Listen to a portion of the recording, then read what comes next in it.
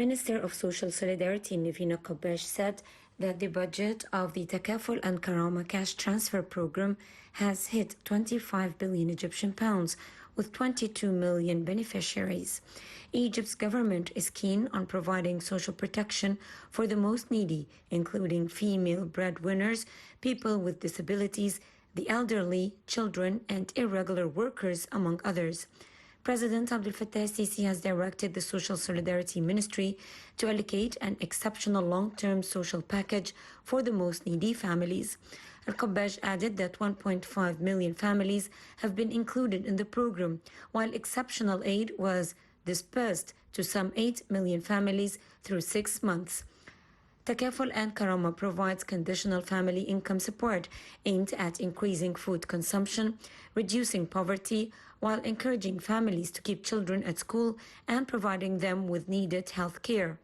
Along with ensuring that vulnerable families receive basic nutrition, the goal is to build the human capital of the next generation and give them a path out of poverty. The program is conditional, meaning that households receive a monthly transfer of 325 Egyptian pounds, providing they are compliant with certain clearly defined requirements.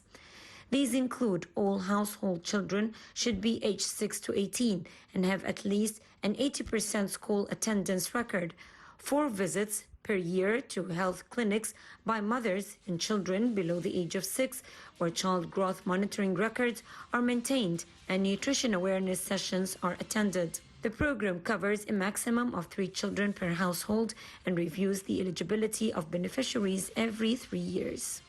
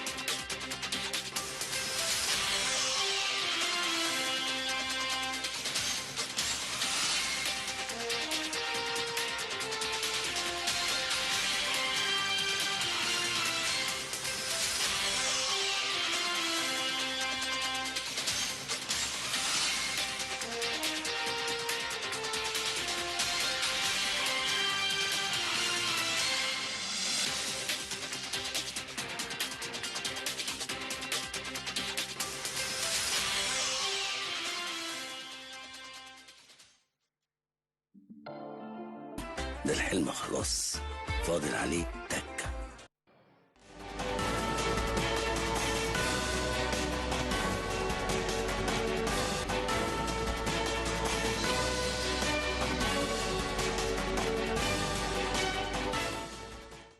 Welcome back. You're still watching the Daily Debate, and I am honored to be having with me in the studio tonight Dr. Batran, the Economic and Technology Foresight expert and the ex-chair of Communication and Technology Committee at the Egyptian Parliament. Thank you very much for being with us tonight. It's a pleasure being here. Thank you very much. Pleasure of all mine. First of all, we'll be starting with Takaful and the Karama and the programs that we have seen in the past years, more specifically under the tenure of President Abdel Fattah el-Sisi. We just saw that it would be exceeding 25 billion Egyptian pounds. How do you see the importance of this program with such a magnitude? Yeah, it's a strong start, and I will follow your suit and say the magnitude of the social programs that have been initiated under the tenure of or under auspices of this current executive government has been massive. Kafala and Karama is one of the examples. Kafala and Karama is a program that started in 2015. It used to cover until last year nearly 17.5 million Egyptians. Yes. At a cost of 19.5 billion Egyptian pounds. Last year, because after going through the COVID crisis and now the Ukraine-Russia crisis, the current government has increased the number of people under the umbrella of Kafala and Karama to nearly 25 billion pounds, Yes. which is nearly a 6 billion pound increase for only the last year alone.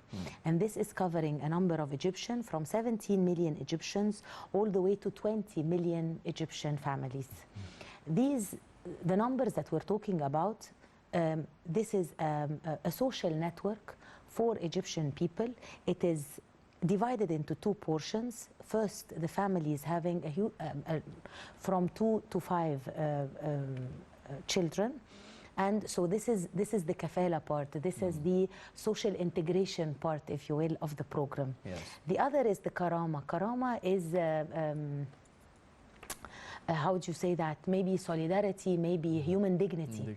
And this is given to people above 65 years of age, and it's given on a personal level. So it's given to women over 65 and men over 65, Egyptian women and men with no support. So this is the program that is called Kafala and Karama. So it's a dignity program and a social integration program.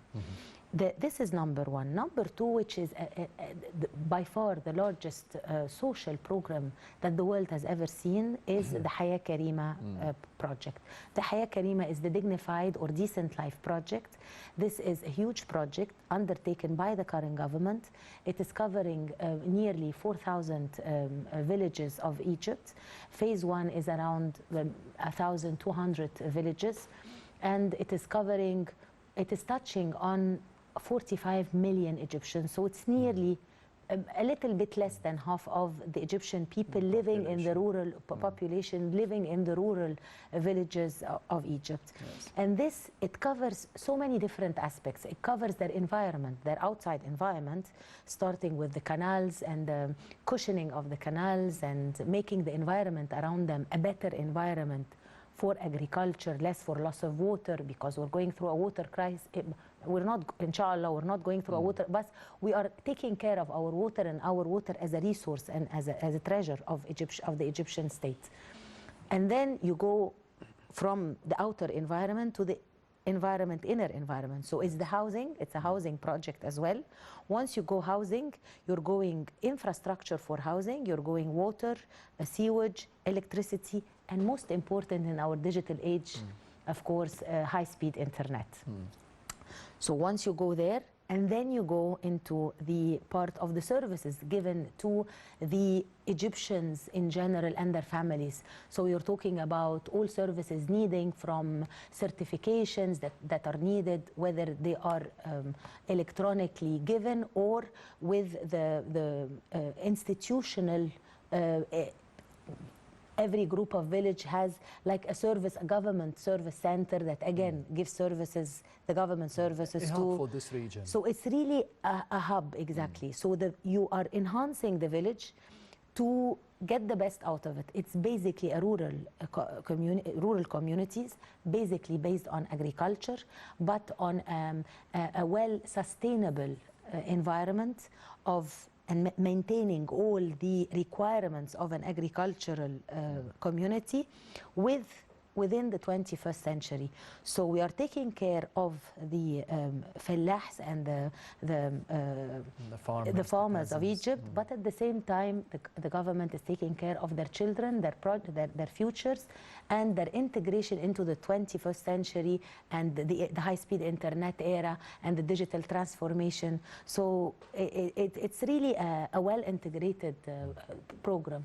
The last and not the least is the health component. Yes. The health and, of course, education. But I'll start with health. Health is a topic that the current Egyptian government is taking into huge consideration. The current Egyptian government has launched several initiatives. The word initiative sounds so small and measly in the situation because they have really launched a project to cure hepatitis C from Egypt. Hepatitis C. In Africa. and in Africa, of course, now because of our success. Now we are starting off, we are trying it out on ourselves. So Egypt, with its 100 million population, is the pilot for Africa and inshallah for the world. So we have went through the project of 100 million health, and this is the cure, 98% cure of hepatitis C, using a shorter period of time and a more cost-effective medicine as well. And this has helped to reach the levels that we have.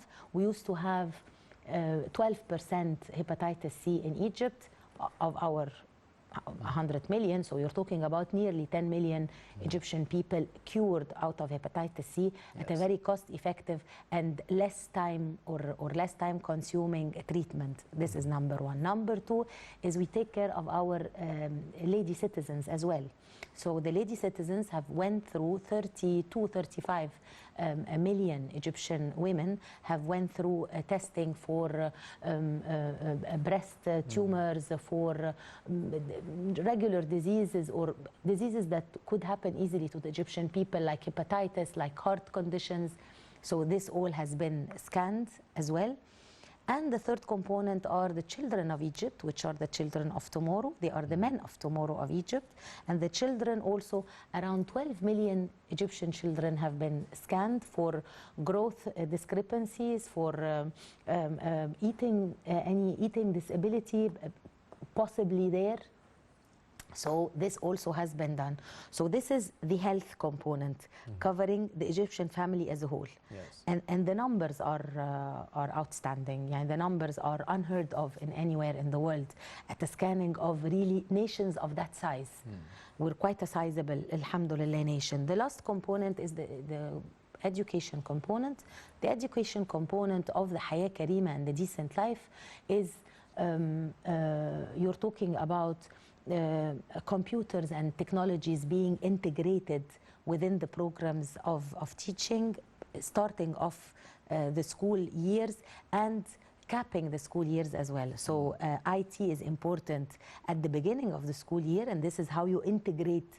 And once you give a tablet, you're not giving it to a child of 6 years old. You are giving a tablet actually to a family. And we have so many stories about mothers and fathers competing for time on the tablet with their children. The same goes for tablets in Thanawiyya Amma or high school, final year of high school. It's again, it's the tablet, it's the integration of the young Egyptian student into the era of digital transformation. You've mentioned a very important fact about the directives made by the president, the political leadership, the government, which is the quality of life in the rural areas, more specifically in the villages of Egypt, through takaful and karama, or solidarity and dignity, and then Hayat Karima, or a decent life. How important is it to be having a better life quality or standards of living for the people living outside of Cairo, outside of Alexandria, the big cities, like the villages? As you mentioned, about 50% of the Egyptian population is living outside of these areas. I will tell you something. I will answer with an international report. The international report of human development, the UN report. Yes. The United Nations Development Report issued maybe last month categorized Egypt. Egypt jumped, I believe, 12 points from 112 to 97%, to country number 97 from country number 113. So we jumped down, if you will, but up the scale. So this is because we better the life of our citizens. So this is an international certification of endorsement that the life of an Egyptian citizen has been bettered through solidarity and social solidarity programs. This is number one. And then through the infrastructure programs, and through also the stability, security, and fighting terrorism, which is actually the base of all of this. We could not go forward if we had a real fight on our streets. So thank God and thank our current state for taking care of our security.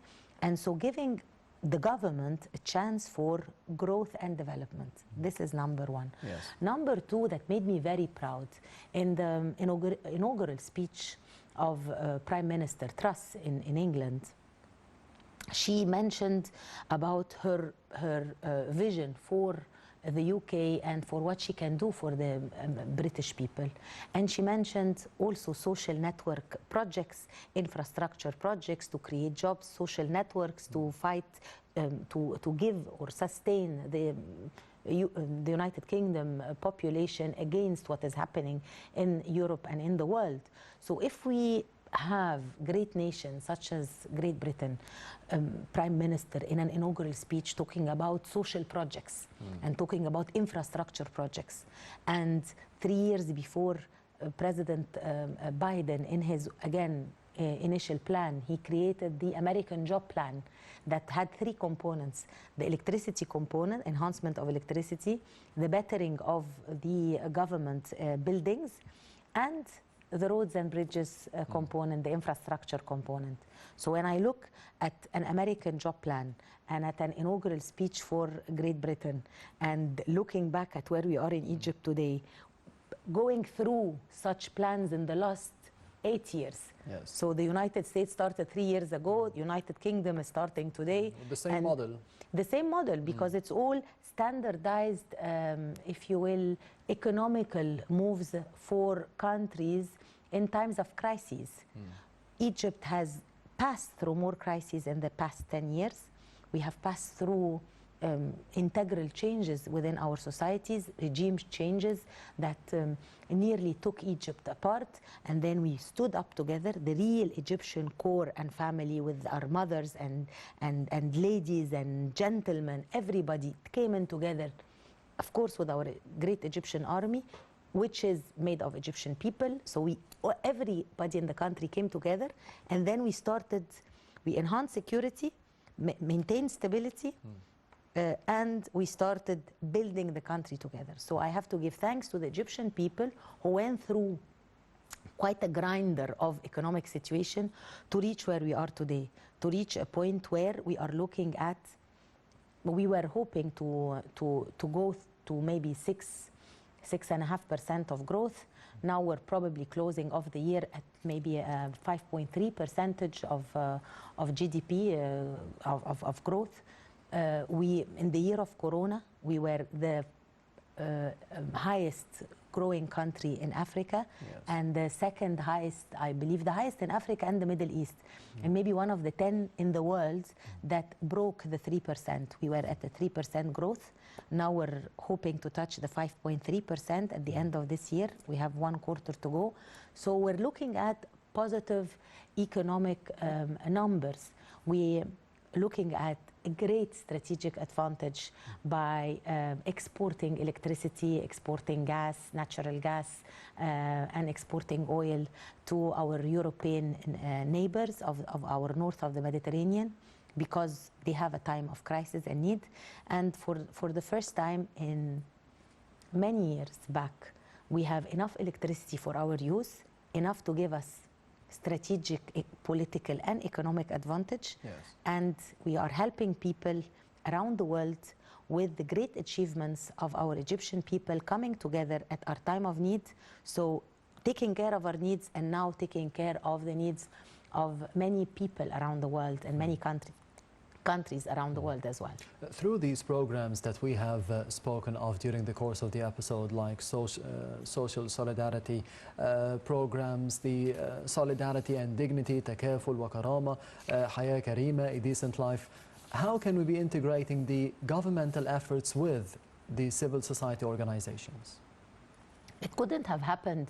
I mentioned the great Egyptian people going through the grinder as well. Yes. So the people came together, the government put the plan, a well-structured plan, a plan that is well-governed with good governance, very transparent.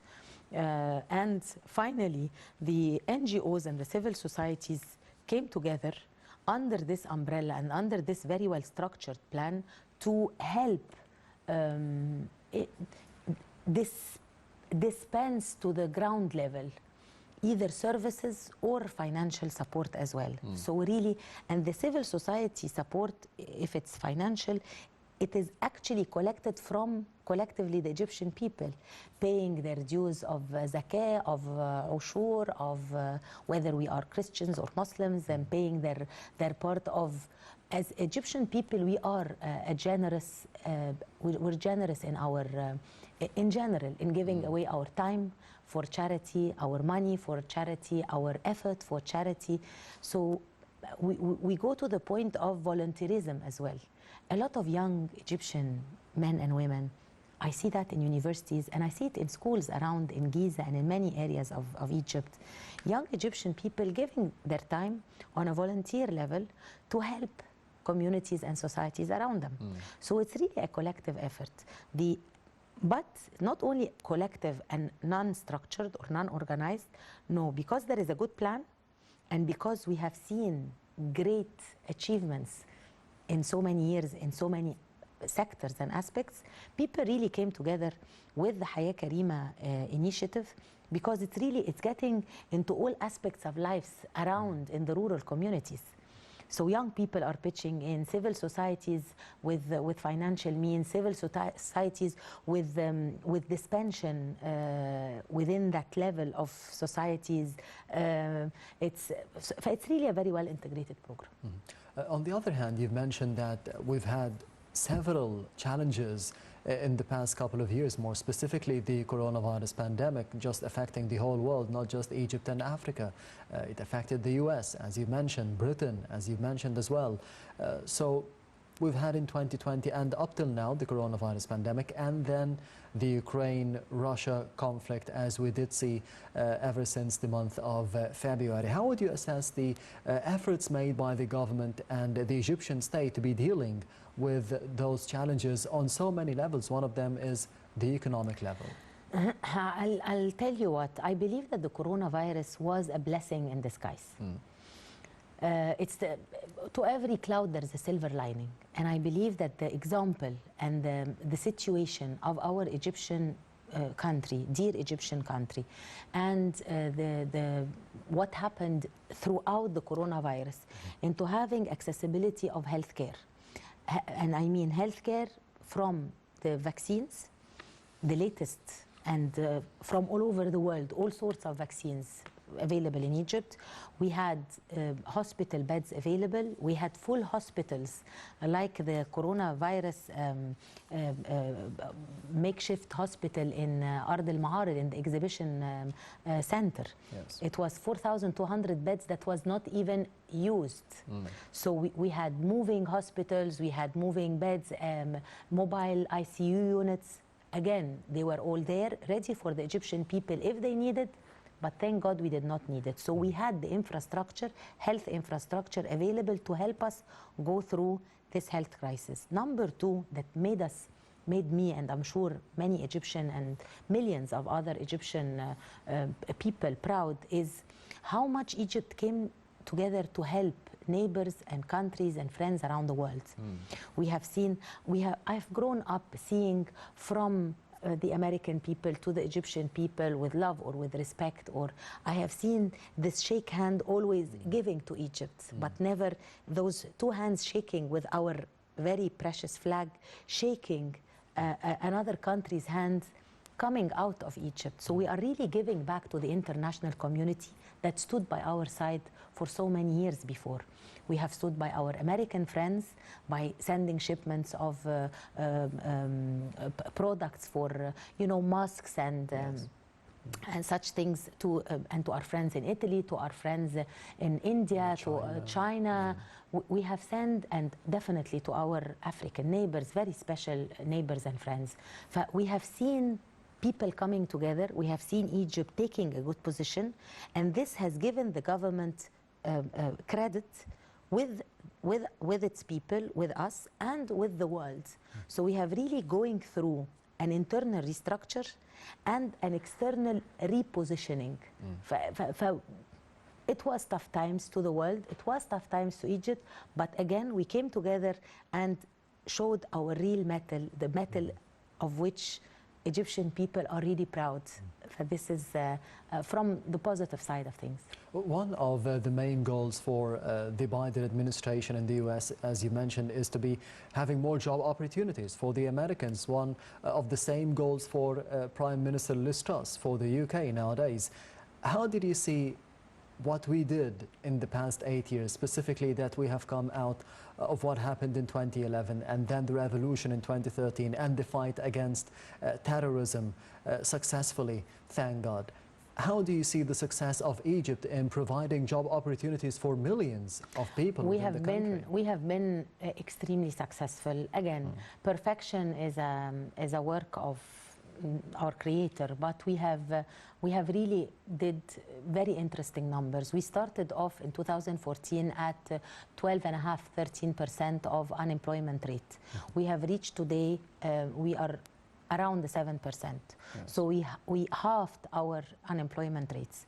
When you look at projects like the new capital people who enter the new capital every morning are 1 million people working in the new capital. So this is 1 million jobs only in the new capital. And the new capital is one of 14 cities, new cities being built around Egypt. So you're talking about 1 million there alone. 1 million workers, engineers, project managers, accountants, all sorts of people needing to build and create a place that gives hope and an international advantage and a technology advantage and life for not only 1 million every day now, but for the Egyptian people of the future, for young Egyptian people looking forward to the future. You're looking at many other cities such as the new capital. You are looking at projects, for me, looking at the people, we are an agricultural land. We have been the food basket for the world for a long time, many thousands of years. Yes. And we haven't been able to feed ourselves for the past few decades, maybe 30 years or so.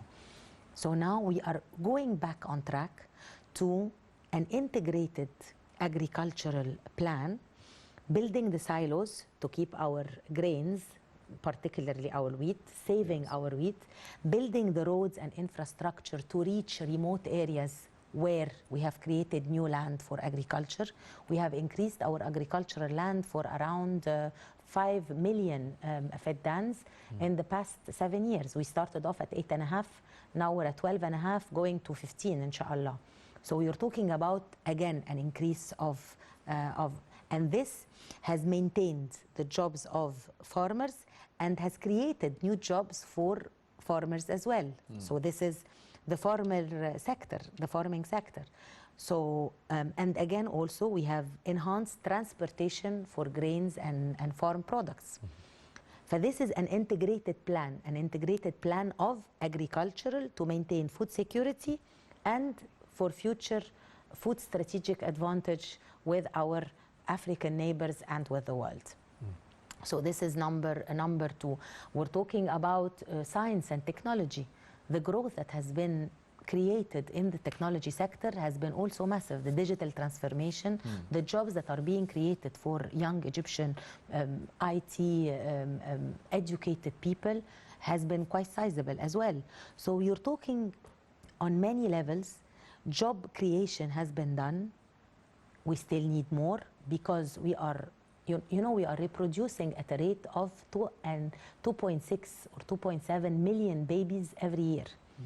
So this year and next year we'll have over 5 million young babies as well. A whole new country. Jordan is 5 million people beside us, so you're mentioning, yani, very dear Jordan, I'm just saying the size of the countries. Yes. You are producing, it's like you're producing a country every 2 years.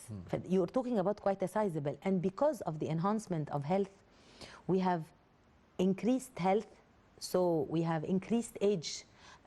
It increased from the age of longevity of the Egyptian people from 70 years to 71.5 point of, so this is an increase in the last 7 years.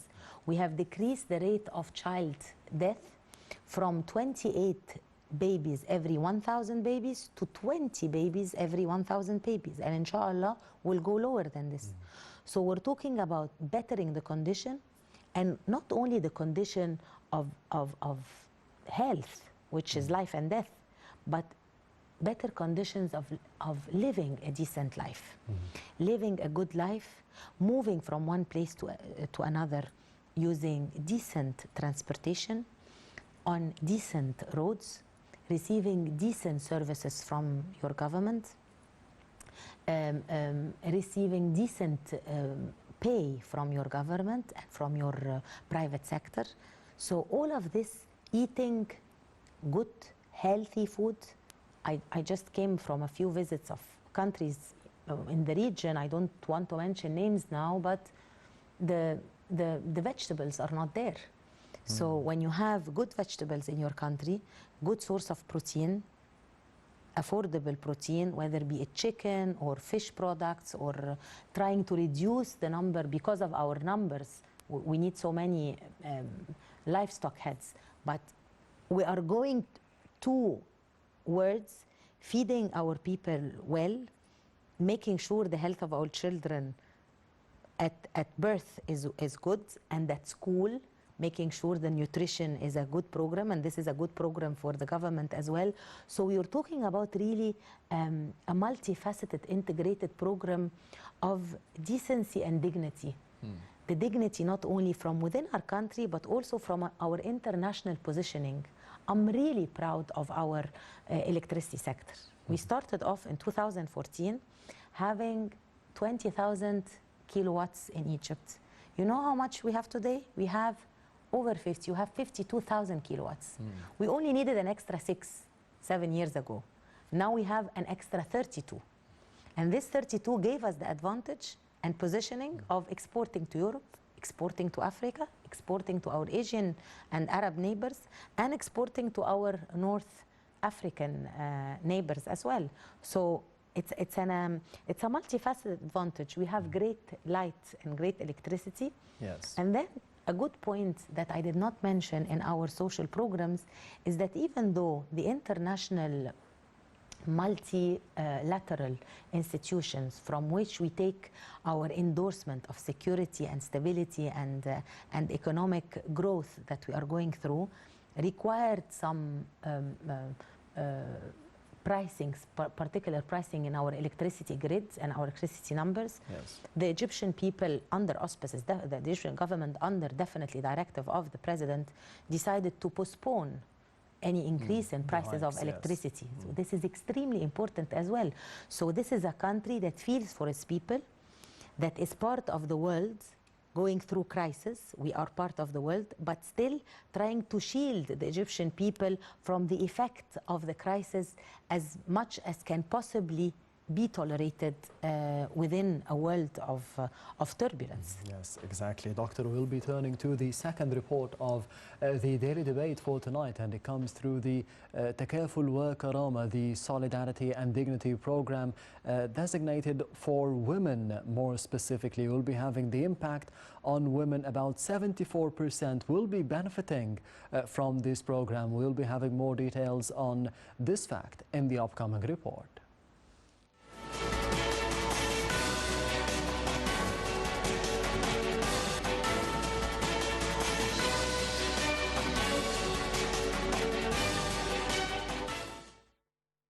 Takaful and Karama Social Solidarity Program started dispersing the monthly cash of September after adding 1 million families for the total number of beneficiaries to reach 5.1 million families, in line with the directives of President Abdel Fattah al-Sisi. The cash is also available for holders of Misa and Smart cards nationwide. The Social Solidarity Ministry started distributing Misa cards for the newly added beneficiaries to the program. The total financing of the program hit 25 billion Egyptian pounds against 19 billion Egyptian pounds last year and 22 billion Egyptian pounds in April. This underlines Egypt's keenness to invest in humans in light with a future vision to curb education dropouts, improve health services, and confront early marriage, which hamper the march of development. Meanwhile, women constitute 74% of the total beneficiaries of the Takaful and Karama, or Solidarity and Dignity program. Nivina Kabbaj, Minister of Social Solidarity, said that the program has been able to issue identification papers for 850,000 mothers and daughters and double compensation for the mothers of martyrs. The Takaful and Karama program was launched in 2015 to support impoverished families with school-age children, the elderly, and people with special needs in Upper Egypt. According to a report issued by the cabinet, more than 2.6 million women benefit from the Takaful and Karama program. The minister added that there are 6 million female beneficiaries of the pension insurance system, representing 58% of all beneficiaries, emphasizing that her ministry is very keen on supporting and maximizing women's rights and encouraging effective participation in women empowerment initiatives. Furthermore, the government has been providing elderly women below the poverty line with 1.2 billion Egyptian pounds annually, representing 6.3% of all cash support, while a total of 281,000 women and mothers are supported by about 1.6 billion Egyptian pounds. Minister of Planning and Economic Development Hala Said stated that women's economic empowerment is no longer simply part of social discourse, but is now an economic necessity.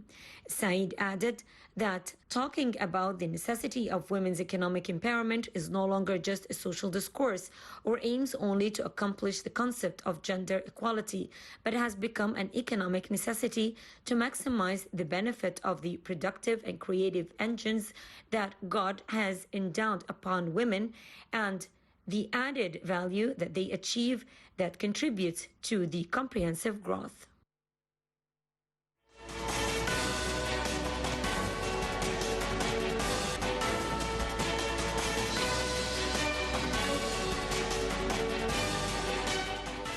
Welcome back. You're still watching the Daily Debate, and I'm honored to be having with me in the studio tonight Dr. May El Batran. Thank you very much for being with us at the studio for the Daily Debate for tonight.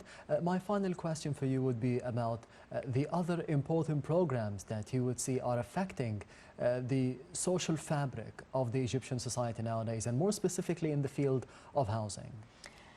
Fantastic. I'll start off with the more programs part, and I'll finish with the housing part. Yes. We talked about Kafala and Karama, which is direct money program. We did not talk about the food subsidy program. We had food cards for which you are giving families a food subsidy card. Yes. Okay. And during the last Ukraine crisis, the government has increased £100 per family, which amounts to nearly £1 billion extra per month, to more than 8 million cards, which is 8 million families. Yes. As well.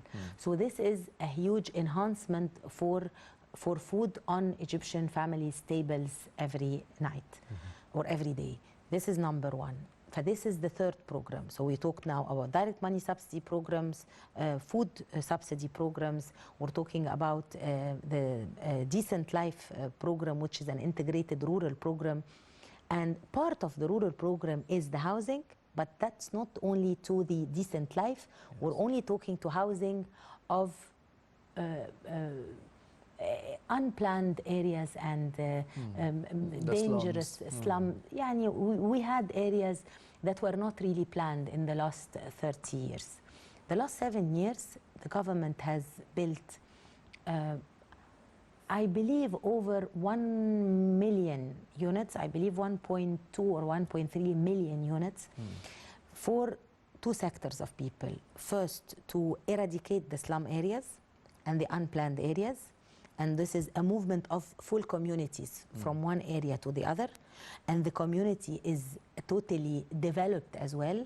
We have a fantastic example of the area El Asmarat, thank you very much. So El Asmarat was the first integrative example of an unplanned dangerous slum area to a planned, integrated and sustainable area in Egypt. And then this model has been repeated. It has been repeated in our pyramids area as well. We removed part, a slum area that was not at all a positive addition of our great pyramid and Giza governorate, and they moved also as well. And this has been repeated in the Enesira beside the Civilization Museum, and now transforming the whole area into a fantastic, environmentally positive, well-developed area, befitting the royal mummies where their lie. Yes. Exactly. So I really think positive social programs has been taking place in Egypt, job creation opportunities, and but there's still more work needed. And as Egyptians always living within a fantastic sun, maybe past we used to worship the sun, so the sun will come again with a new day, new hope, and a stronger, more positive Egypt growing, inshallah. Yes, hopefully. Dr. Maya Batran, the Economic and Technology Foresight Expert and the ex-chair of the Communication and Technology Committee and the Egyptian Parliament. Thank you very much for being with us tonight. Thank you. It's a pleasure. Anytime. And this brings us to the end of the Daily Debate for tonight. Thank you for watching, and goodbye.